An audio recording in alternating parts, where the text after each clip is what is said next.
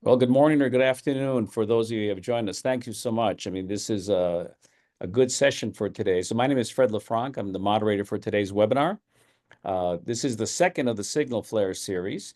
And this is a new series from the team at Signal Flare AI that gathers industry guests, thinkers, and experts to discuss current and relatable industry challenges on the news. And boy, do we have challenges. And just like Signal Flare does, we take the best and most valuable data insights and distill them down to actionable and useful insights and thoughts. So that's what we want to do today.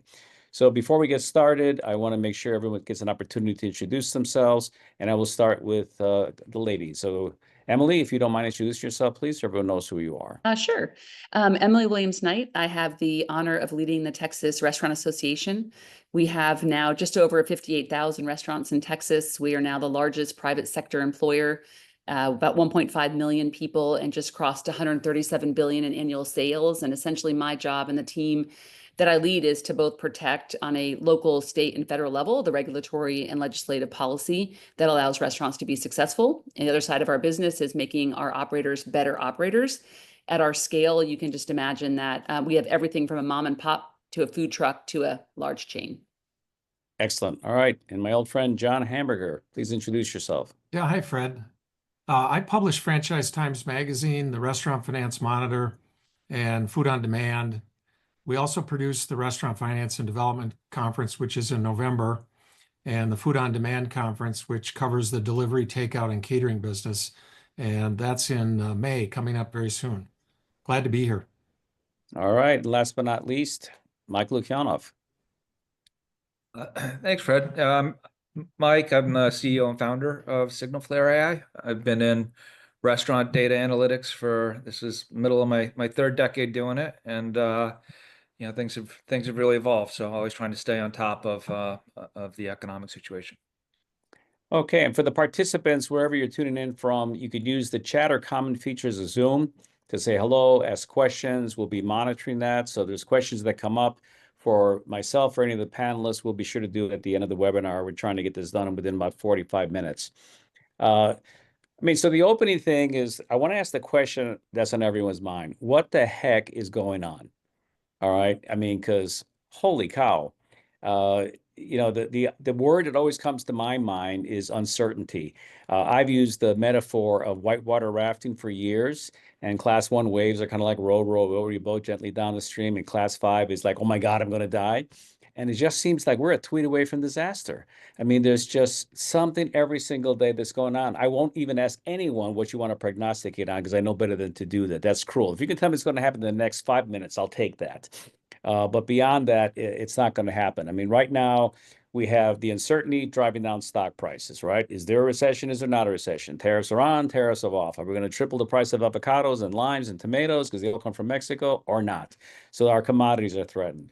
In some cases, our workforce is threatened, not because we hire illegals, but they're grabbing people that have papers, or even, naturalized citizens because they look like they're not part of our normal society. That's tough. I know that in some communities where a lot of immigrants live, restaurants have taken a nosedive in sales because all they're doing is going to the grocery store, they're going to work, and they're going to church. They're not going to restaurants anymore because they don't want to be arrested in a public place. So all this is part of that class 5 wave that we're going through. And consumer confidence is dropping at the same time. And I'm not making a political statement. It's just the environment we're in, and it really influences us. And then all this, Signal Flare, one of the big things they do is price sensitivity. How do you price in an uncertain environment becomes a big question. But I'm going to start with John. I mean, John has always had a high level view of the industry. His publication that he puts out, The Monitor, is fantastic. As soon as it comes in, I'm on it, reading it, whatever's going on. And John's been around long enough because a lot of cycles come in the industry. So my first question, John, is this a kind of a black swan event, or is this just another cycle that we should just calm down and let it pass? What do you think? Yeah, Fred, I think it's just a cycle. Sometimes you have bad days, and I just think January and February were 2 bad months. And you look at black box traffic, it was down 1.3% in January, 5.7% in February. And in the last issue of the Monitor, I listed a bunch of things that I think really impacted us. And you alluded to to some of the stuff going on in the political world. But, think about it. The flu, there were 40 million illnesses in the flu, highest since 2017.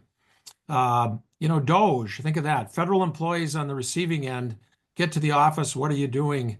Post. They're probably not in a restaurant festive mood. The LA fires, 3 straight months of below average temperatures. I think that, we know from history, hurts restaurant traffic. And I think there's another factor, dry January. A lot more people are cutting back on drinking, and that's become a big deal. And the other thing is just the pocketbook, insurance premiums. The homeowner insurance premiums have been up 74% since the Great Recession. Auto insurance is high. And then I think all this talk about the trade war, I don't think anybody really understands tariffs, what they mean for the economy, but it just sounds bad. I think there's got to be more explanation there. And so those are some specific things that hit January and February. And then there's price. That's been talked about for quite a bit. I think restaurant pricing, I recall when everybody was just raising prices for the heck of raising prices. And it's become more difficult now. You got to be more careful. And that's, I think, what's happening. And you look back, there's been a lot of ups and downs in the restaurant business. I made a list of it: Gulf War, 9/11, COVID, dot-com bust, financial crisis. It used to be about every 7 years. Maybe now it's every 5 years. But that's a great summary of all the external factors that are affecting the business. And of course, one of the outcomes is a lot of bankruptcies. What do you have to say about that? I mean, I've never seen this amount of bankruptcies in my entire career. Yeah. Well, here's what I would say about the bankruptcy. Let's talk about emerging brands. Emerging brands, for the most part, are a crapshoot. As you expand, you sign leases in places that you eventually find out aren't supporting your concept or your particular restaurant. And so, it's not unusual to see emerging brands file bankruptcy and just shut down. In the franchise area, it's been kind of interesting. There's been a lot of consolidation and a lot of lending to what I'll call the legacy brands. But if you take a look at their growth, it's been terrible. So according to our data, the top tier franchise brands, Subway, Pizza Hut, McDonald's, KFC, Burger King, Applebee's, Denny's, Hardee's, Carl's, Papa John's, and Jack in the Box, they've closed more stores domestically during the past decade than they've opened. So you have to take bankruptcies in this industry with a grain of salt too. Very well put. Well, Emily, you're down in Texas, and Texas has really exploded. I mean, you were one of the havens during COVID, but you're also home to Chili's. 18% increase 2 quarters ago, 30% increase this quarter. Now, I'm not saying it's all because of Texas, but obviously it's headquartered down there. You've done a lot to help that state become industry friendly as you head that association. And I think you're on the path to become the largest restaurant association, if I'm not mistaken, and knock California off its pedestal. Talk to us a little bit about what you've been doing with the association to help the business-friendly environment for restaurants. Yeah, I think such a good question. I think I like to remind people that as we focus on restaurant success or failure, so much of it is the unseen and unknown. It's the legislative policy, it's the regulatory environment, it's obviously the lending environment. And here in Texas, we used all the pain and uncertainty. And it's ironic that we're sitting here today on the 5-year anniversary of when we all woke up in Texas with not a dining room open. We look back now 5 years later, and I think we use the pain of what occurred to educate the legislature and the governor, who still is an incredible partner and was, that restaurants are not a nice to have. Restaurants are key feeding infrastructure for your state. So we're 54% of the food dollar in Texas, and we know in every ice storm, every hurricane, every pandemic, we can't feed Texans without the role that restaurants play. So I think what we've done is reposition ourselves as a nice place to go have a meal, in that if you don't support us, we will fail to exist, and therefore you have a food insecurity problem. I think that's brought us to the table to have much more thoughtful conversations about regulatory environment. How do we take a Chili's that operates in every county pretty much in Texas and give it the same labor and economic reality when they're dealing with the regulatory environment? And that's some of the work that we have done to really put some predictability into running a business in Texas, so you can come and you can expand, and you know that you're in a place where every other day, there's not going to be a new mandate, a new law, a new regulation that's going to stymie your business or make it difficult for you to hire or to grow your business. And so I think that's where I think we're very well positioned for continued growth here in the great state of Texas. No, that's well put. I mean, what lessons do you think other states could learn from Texas without being, talking ill about them, but just what would it be? What would you recommend? They say, hey, consider this in your environment to the best that you can. Yeah, I'm really fortunate. I get to work with my state colleagues from across the US, and we all have really different realities. I mean, for us, I can drive from Houston to El Paso. It takes the same amount of time from Texas to California. We are a massive geographic, and every city is different, every county is different. And I think many of our states, small or large, have the issue where you're constantly tamping down regulations on restaurants independently, right? A city, a county, a city, a county. It's like whack-a-mole. And so my best advice is really for the restaurants in a particular state to come together to say, how do we get the predictability in the regulatory environment? How do we attack swipe fees? This out of control. What are those key things that you can bring to the legislature? And then march your independent restaurants, right? The chains, they don't want to hear from Starbucks and others. They want to hear from that independent restaurant. March them in, show the pain, show the loss, and then everyone wins. And I think that's the difference is those stories of 90% of Texas restaurants are independent or essentially small businesses. Small franchises are small businesses typically. We've got to get that message collectively across the country. And I know my colleagues are doing that. We're just maybe perhaps a little more fortunate that we have a great legislature that tends to be pretty pro-business. That's fantastic. Well, you mentioned the word pain, and one of my favorite aphorisms that pain's inevitable, suffering's optional. And I always tell people, yes, there's going to be pain, so just deal with it, but don't wallow in it and catastrophize it because that's where the suffering comes in, and that makes it Absolutely. worse. Don't be a Right. victim. Yeah. You have to fight. I mean, you have to fight like anyone else. And if you just wait for things to happen to you as an industry or an independent operator, it will happen. We're ubiquitous. The first thing people look at, especially lawmakers, is the restaurant industry. It's easy. Every lawmaker has one. They can see the immediate impact. And so in order to not be that sort of tool in their playbook, you've got to come in and you've got to be willing to fight with humility and grace and just lay out the cause for the people you serve. I think it's so important right now that we don't get forgotten in what is all the noise, Fred, that you laid out at the start of this series today. No, that's great. And Mike, I'm going to go to you because I spoke at and John's been kind enough to let me speak at the Restaurant Finance Development Conference for several years. And in one of them, I actually stood up and told the CEOs, if you don't take a 10% price increase right now, you're going to leave money on the table, which was very shocking. And I just go back, test it, and then see what happens. And this was really early coming out of COVID. And I had many CEOs come back and said, we tested it, nothing happened. We raised prices across the board. Now that has come back maybe to bite them a little bit. Some got too aggressive, but you're a pricing master. You're the one that's looking at the price sensitivity and see what's going on. You really watch carefully. And Mike, by the way, publishes some great blog posts on things like commodities, but also now more with AI because he's an AI company. What's your view of pricing in this era of uncertainty with all the challenges? And assuming that John is correct, that it's just another cycle, it's just another thing that's happened to us from the outside. What do you recommend for restaurants to do right now? Yeah, it's really, but threading a needle right now. I think that when you see what's common with the restaurants and the concepts that are able to take more price and that are having better traffic comps and so forth, when they are changing the prices, they're also changing something about their menu or their service, because really the consumer right now, even though there's fewer of them, fewer trips going out, but they're being more discerning. They're making a choice. And when we talk about value, it's not just the lowest price.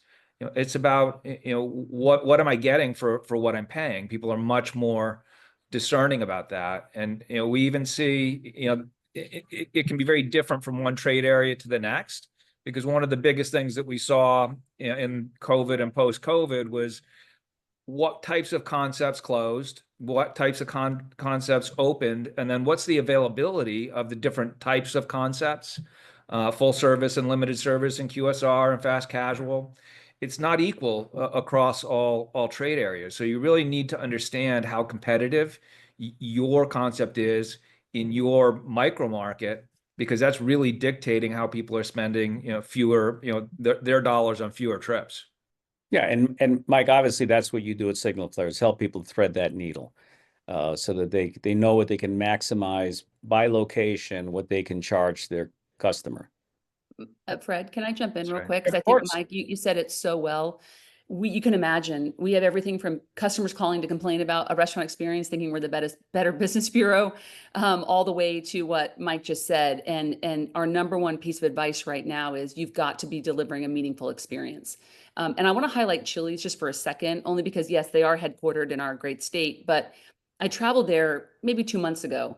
And I was driving down my mother to MD Anderson. And I said, let's stop at Chili's. There's all this noise. I love Kevin and his team. Let's just stop. From the moment we walked in, we were greeted so generously and warmly. The service was top notch. The food was quick. And as you said, it's predictable on price. I knew what I was going to pay. And I left and I actually sent an email and I said, this was a great experience. And I think that's the difference today. If you're just serving food, and if you have an angry person at the front or you're that person's not coming back. There's far too much choice to have a single customer leave not feeling they had a valuable experience. They will go somewhere else. There's just too many choices. Yeah, and Mike educated me years ago on his equation for value, where it's food plus the beverage plus service plus the ambiance over price equals value. And what I've been Love that. preaching with people, I've been preaching for a long time to everybody, is that guest journey, which is the numerator. It's got to be an emotional outcome for your enthusiasm to say it was fantastic, rather Yeah. than it was just food is fuel. John and I grew up in the era of casual dining restaurants where it was big boom times, and we've seen a lot of them struggle. TGI Fridays is probably a great example of that, besides others. So we just had another one on the border go bankrupt. So John, do you have an opinion about sort of the impact of the generational change that we're going through with boomers, Gen X, and millennials on the industry at large? Because again, you look at so many macro things. What's your thought about that? Well, it's interesting, Fred. Emily just mentioned Chili's, and I'll throw out Texas Roadhouse, and you would think that maybe that those restaurants, those two restaurants, would be in trouble, just like when I say trouble, I mean soft sales, but something like an Applebee's or a Red Robin, those types of brands, and just you think about all the casual dinings that have filed bankruptcy, Red Lobster, and just recently on the border. You'd think that would be a trend, but there's two concepts, Texas Roadhouse and Chili's, that have been able to sort of, I don't want to say reinvent themselves. Maybe Chili's has, but they're offering value, and the customer looks at it and says they're getting a good deal, and they're coming back. When you think of the restaurant business, Fred, and I'm not going to blame you for that call you made to raise prices, but there's been 23 months in a row, Fred, where restaurant pricing has outpaced grocery. And I just think the cumulative effect of all of these menu price increases has just stressed the consumer relationship, the relationship between the restaurant and their customer. And I think that casual dining is just at a disadvantage there because the prices just are generally higher than QSR. So that's the thing. It looks like Texas Roadhouse and Chili's have been able to work with it. I went to Texas Roadhouse about 2 months ago, and I had a 6-ounce sirloin, a salad, a potato, a little vegetable, and bread, and it was like $16.95. And I just thought, my God, I can't wait to get back here again. Yeah. Yeah, I went myself a couple of months ago because I want to see the phenomenon. It's been a long time since I've been. And I agree with you. I mean, but it was really interesting to me. Not only are the prices low, but 5:30 packed, packed. And the demographic that was there was very broad. It was, obviously it's not fine dining, I get that, but it was a demographic that I have not seen in a casual dining restaurant in a long time. One of the things I learned a long time ago is look at the shoes that people wear when they go to dinner or lunch, and it tells you a lot about the restaurant, right? And I know that QSR has been hurt by C stores and gas stations because all the UPS drivers show up there, and you can see it by their work boots. And I was blown away, but not just the demographic, but the way they turned the tables, and the value was really there, and it's all about the value. That's what Mike talks about. And in the case of Texas Roadhouse, they don't spend anything on marketing. They put it all into the food cost to give it to the guest, which is brilliant, right? That's what you want to try and do. And and that guest journey, that above the line over the price is so critical. And Mike, I mean, when you're working with some of your customers, are you also looking at how they're performing from a social media sentiment to say, hey, by the way, you got an operational problem you got to fix? Or are you just strictly looking at the data as it relates to the price and traffic? Yeah, no, we're absolutely also looking at those qualitative measures about the experience, and the value ratings and so forth. And in fact, you know, back years and years ago, looking at customer sentiment to predict price elasticity was just sort of a peripheral thought, and now it's front and center as being highly predictive of whether or not a location is going to have any pricing power, right, or it's going to have some issues that it's suffering because of traffic. So it's not just a thought, right? The numbers and the models really support it. I wanted to touch on something that Emily said that I think is really important right now, which is price certainty. Everybody thinks that I'm going to do a promotion or whatever, so I've got to do some sort of a big discount. Well, most people don't even know that your combo meal is an X% discount, but they notice certain price points and they might hang on to it. And if you really look at the historically the most iconic sorts of promotions that have been out there, it's the $5 footlong and the McDonald's dollar menu, and even Ruth's Chris, they had a $75 classics, which just meant that at any price level, you just know what you're going to pay when you go in. And that really changes when people are being more discerning and they don't want to, and they want some level of certainty around something. Yeah. Well, one of the attendees talked a little bit about the wage increases, minimum wage increases, and that's really a state by state issue. The federal wages haven't been risen in, I don't know, 25 years. John, you probably know the date. Emily, in Texas, what are you doing? What's the state doing in terms of labor? Yeah, yeah, and obviously the current immigration landscape in the system has been something we've been very focused on, because it's really from the agriculture supply chain all the way to our restaurants, and it's a huge piece of our workforce. So that's something we're really involved in. It's not a state issue, but we're certainly seeing the impact of that workforce. We have really leveled out here in Texas since the pandemic. We lost about 700,000 employees. We were back. We're going to need another 220,000 in the next 7 years. So we're looking at lots of different streams. At the same time, I think there is no way that people alone are going to solve the problem of the growth we're experiencing. And so the technology integration, the use of data to make better decisions, frankly, a lot of the work Signalflare does is what we're rounding out, right? And so at a high end, we're now educating people that are in the last 6 months of incarceration, right? So think about crimes that you and I were like, okay, well, guess what? You can now get trained, get all your food handling certifications, be matched with an employer, and go to work the minute you're out. We've got 28,000 young people that are learning ProStart culinary skills across the state of Texas. It's another feed. And then I'm going to add this because I think it's where I want to see CEOs get to being more courageous, is around childcare. We're 54% female. As an industry, we've always shied away from this term. I don't know why. I don't know why it's so scary to talk about childcare. But we have 7 bills this session that a business coalition is bringing forward. Because if we think we can just keep turning people at 100% every year, wages, a $2 raise is not going to keep that employee if childcare is $20 an hour. And so that is something that we are digging in really hard on and saying we as an industry have to fix this. I didn't say pay for it. I said fix it. Because that's the only way we're going to be able to withstand the workforce changes that we're going to have, especially in a growth state like ours or California or Florida. We've got to do something to solve the crisis to get women and parents moving within our funnel, or we're going to be in the same situation we've been in for the last 100 years. Yeah, I mean, you said at the very beginning, and thank you for reminding us that we all have PTSD from COVID. It's the 5th anniversary of when it all happened, right? Mm-hmm. Which was insane. I mean, we go back and think about a year plus that we were like, our life changed. In the industry, it ripped the Band-Aid off for people to realize we have no safety net in this industry.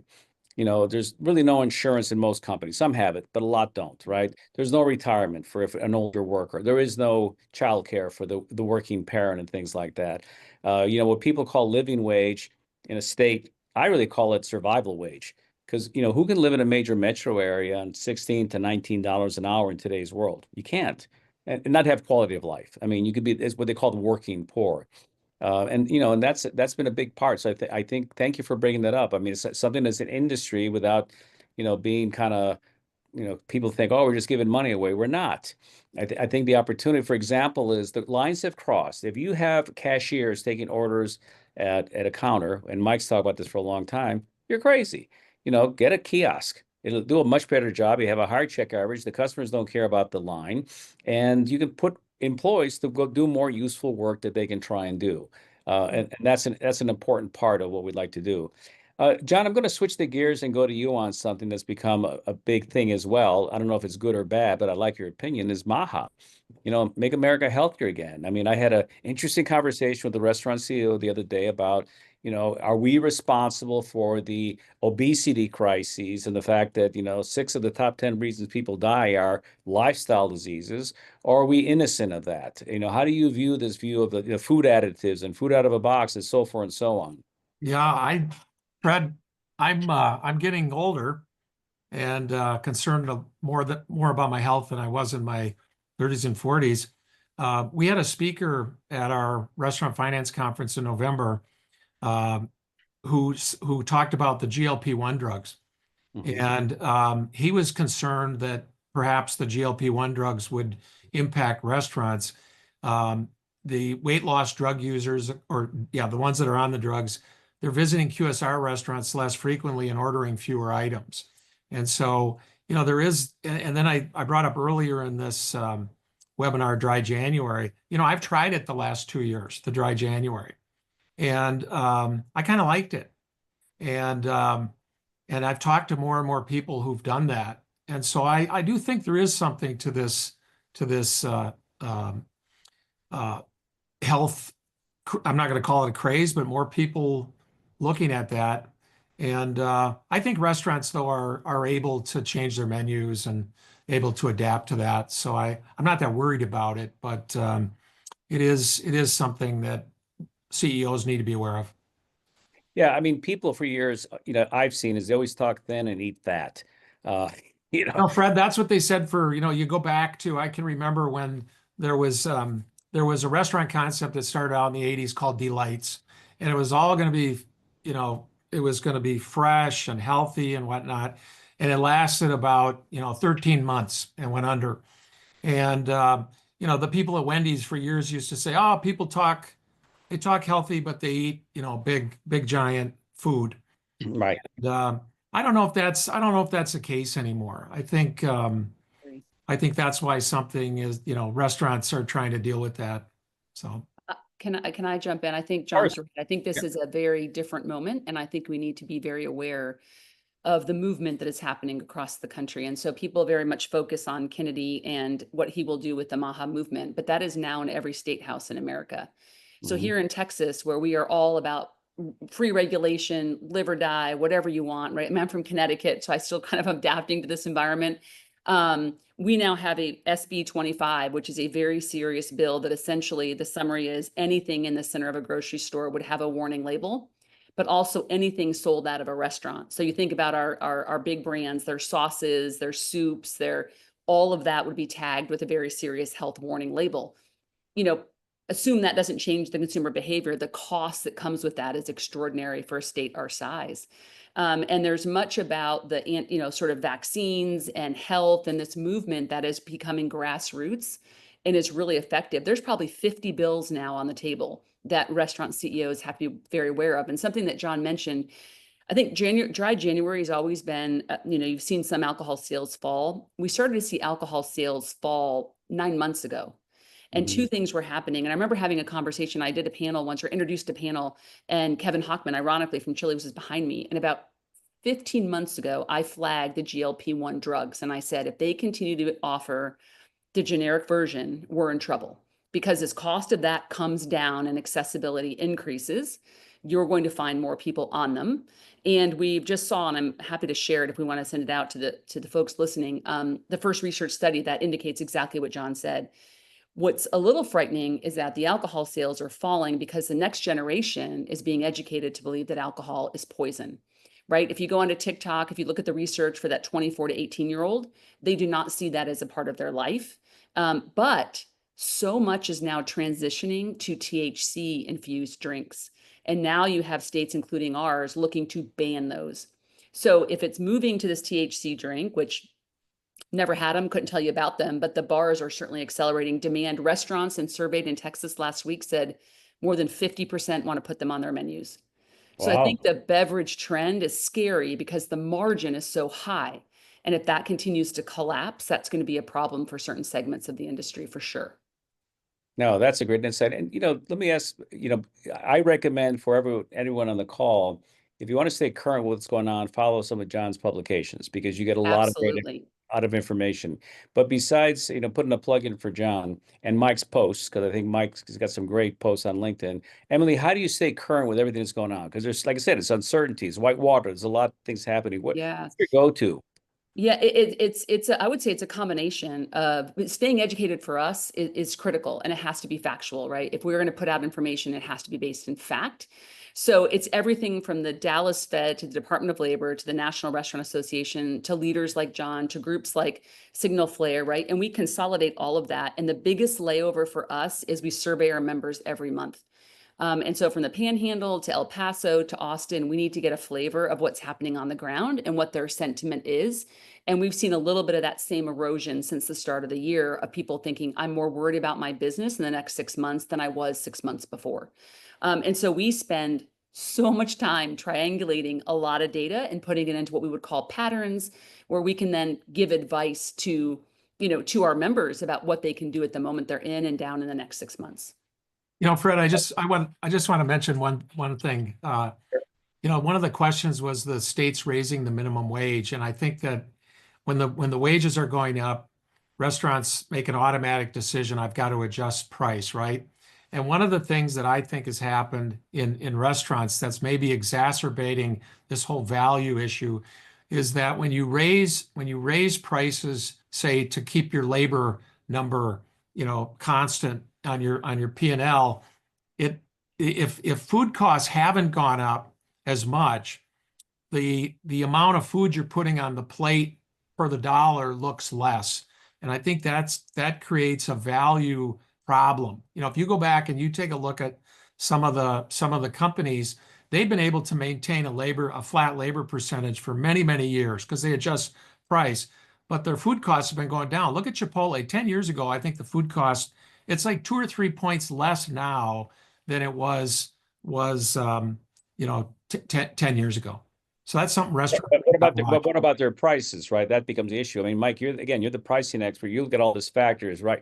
Your new company is tracking cell phone data, seeing where people come from and where they go to. And if your competitor is doing an LTO, is it actually moving the needle somehow? Or if you decide to do something, what's going on? So with all these factors, how do you balance this out, to John's point?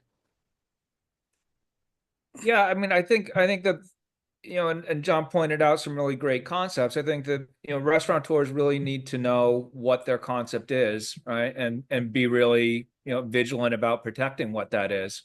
I think, I see the same thing that John's talking about where the, labor is becoming a much bigger, overall cost, while food cost maybe, for some concepts is going down. But again, going back to that whole idea of how you balance value, look, we're seeing all segments now. It used to be just the low-end QSRs that were trading out to grocery, and now we're seeing it across the board. So the one thing that restaurants have in their favor over grocery, right, is service, is that experience, right? It makes it more expensive, but it also makes it, potentially more, a better value even at a higher price. And I think that's what people really need to think about. And even, your point about kiosk. It's like, yeah, have a kiosk and take that friction out of the experience, but still have somebody out there. I mean, you used to do these dining room ambassadors in QSR. That was brilliant, right? Because it was actually people who would, you replace the staff with five kiosks, but then you've got somebody who actually has, a feeling for hospitality, right? And making people feel welcome, right? That changes an experience, while you're still using technology. Yeah, no, we offer convenience because you don't have to make the food. But the other thing that happened coming out of COVID is that the DNA change that I saw happen was third-party delivery or just delivery in general. I mean, that used to be kind of this small little side business for some brands. Now it's become part of the DNA of many brands. In fact, in some brands case that I work with, it's 25% of their sales. Mhm. And it doesn't seem like price is an issue because it's not cheap to get food delivered to you. I mean, John, I'm going to direct it at you. When you look, because you have Food on Demand, and I love the Food on Demand conference. You've never been to it, everyone. I'm a big fan of it because I think that is the future of where the world's going to. What's your view of this whole thing with delivery and the off-premise sales channel? Yeah. Well, it's interesting because I'm the kind of guy that'll get in the car and go pick something up, right? But I'm not the target audience there. And if you take a look at the numbers, a restaurant, the amount that's being generated from delivery, from takeout, from catering, it's a bigger and bigger number Hmm. every year. I saw a stat the other day, which we wrote about, which was Taco Bell, and the something like $6 billion of Taco Bell sales are going to be coming from outside the restaurant, pickups, takeout, drive-through, and that's a really big deal. I think that restaurants and most are with it, around it, have trying to figure it out, believe in it, and that's a future. Maybe smaller buildings. Uh, Right. Smaller dining rooms. yeah. More taking up. I'm a big fan of catering because it's profitable. I'm not a fan of third-party delivery because the margins are challenged there. First delivery is a little bit different, but as we sort of get to the end of our time here, I'm not going to ask anyone to prognosticate because I said earlier I don't know what's going to happen in the next 5 minutes. But I'm going to start with Emily. What should we be watching out for? What should restaurateurs be looking at? What's the next big rock that's going to smack them in the head as we go down this whitewater raft? I think it's the consumer. I think if the consumer doesn't get some inflationary relief, whether it be on the consumer side or the restaurant side, right? Insurance costs are out of control. Liquor liability is out of control. In some cases, it's doubling costs that you have very little negotiating power. Most states are having insurance crises right now. I think swipe fees are out of control. Yeah. I know that many of us have very, very important bills this session to rein that in. But I think what we have to remember is it's almost a tale of two stories. You have your large brands that have incredible economies of scale, and you also have your mom and pops. You have your single units or maybe two units that make up most of the country, and they need help. I mean, they are in trouble. I think it was John or Mike said we are seeing a lot of closures in the last 60 days. And I think what makes this moment unique for restaurants is they have incurred so much debt getting through the pandemic.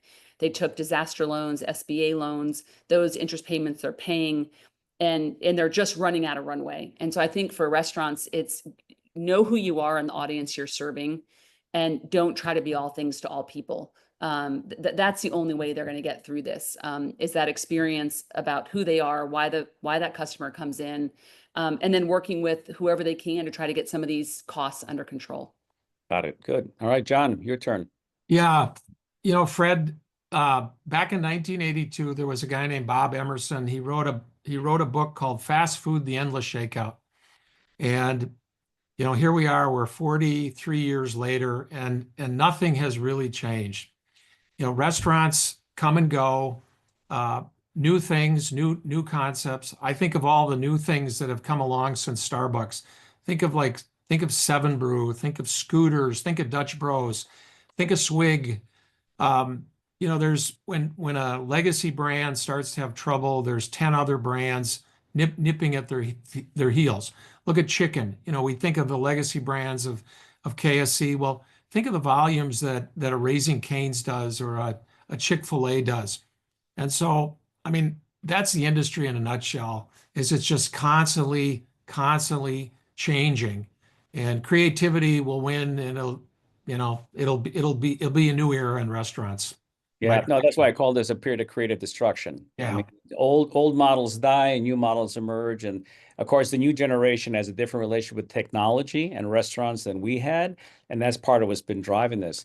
Mike, again, you're an AI company, and AI, November 22nd of 2022 is an inflection point in civilization because that's when ChatGPT was launched, right? And to me, it's as big of a moment, if not bigger, than when the internet was launched back in the late 90s. What do you see going forward for restaurants to look at AI as a possibility to help them with management, not leadership, because leadership is an intangible human quality. What other things should they be looking at? Yeah, no, I think it's a very exciting time for for AI, or for the adoption of it. And look, we're coming to the point where AI is going to be inside of everything, right? So the uniqueness of, so you may be tired, sick, exhausted of hearing about AI, but that's because it's how you now use data to fuel pretty much everything, and that's what all software is going to be, is basically a layer over data. And being able to assimilate all of that quickly and actually create, recommendation engines inside of a restaurant, that can actually, execute changes for executives to actually be able to do real scenario planning, right? To see what the probabilities are of different directions. In a time of uncertainty like we're in right now, being able to go and say, okay, well, what are my contingency plans, and have realistic understanding of, if the economy does this, or if my stores do this, or if I take this action, what are the probabilities of it? How is it going to affect my traffic? How's it going to affect my check? How's it going to affect, my competitors?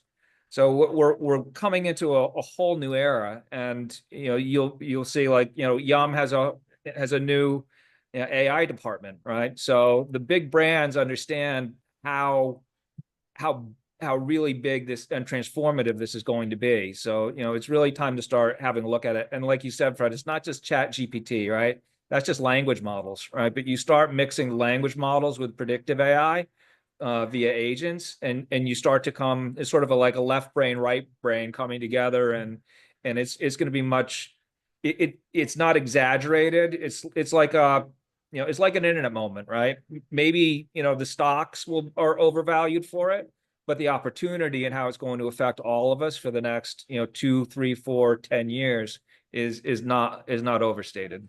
No, that's fantastic. Well, sadly, we are out of time, but I do want to encourage all of you to, take a look at what signalflare.ai is doing. We put Tammy's email address. She's the VP of Business Development. Mark your calendars now for Tuesday, May 27th, for the next webinar of the Signalflare sessions. And don't hesitate to reach out, even if you just want to have a conversation. And you can even, get a hold of Emily, myself, or John. This has been a delightful conversation. I appreciate everyone taking time out of their busy day to join us, and have a great rest of your day. Thank you so much.